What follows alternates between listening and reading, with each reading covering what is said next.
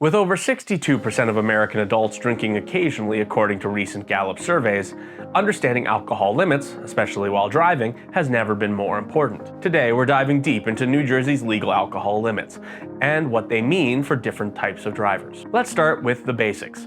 Blood alcohol concentration, or BAC, measures the amount of alcohol in your bloodstream as a percentage.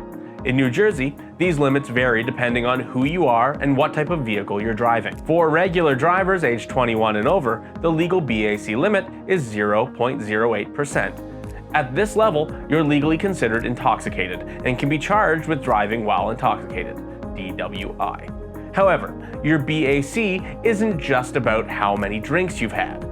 It's also affected by multiple factors including your body weight, how quickly you drink, and your metabolism. Even if you don't feel drunk, you could still be over the limit.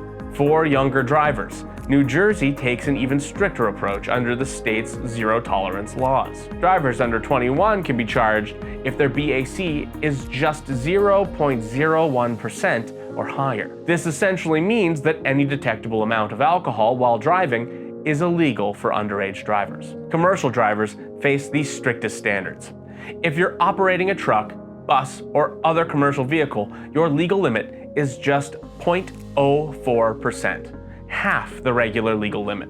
This stricter standard reflects the increased responsibility and potential dangers of operating larger vehicles. Now, let's talk about how law enforcement determines if you're over the limit. It typically starts with field sobriety tests. These are physical and mental exercises that help officers evaluate your coordination, balance, and attention. Common tests include standing on one leg, following an object with your eyes, or walking in a straight line, heel to toe. If these tests raise suspicions, officers will use a breath testing device to measure your BAC. Under New Jersey's implied consent laws, you're required to submit to these tests if suspected of drunk driving. Refusing can result in penalties as severe as, or worse than, failing the test itself. It's important to note that officers can use their discretion even if your BAC is below the legal limit.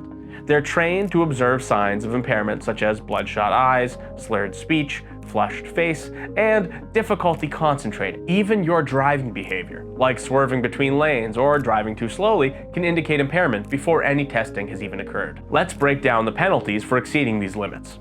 For a BAC between 0.08% and 0.1%, first-time offenders face a 3-month license suspension, up to 30 days imprisonment, fines between $250 and $400, additional surcharges of $1,000 per year for 3 years, mandatory attendance at an intoxicated driver resource center, and installation of an ignition interlock device for 6 months to a year. For a BAC between 0.1 and 0.15, the penalties increase, with license suspension extending to 7 months to a year, and fines increasing to $300 to $500.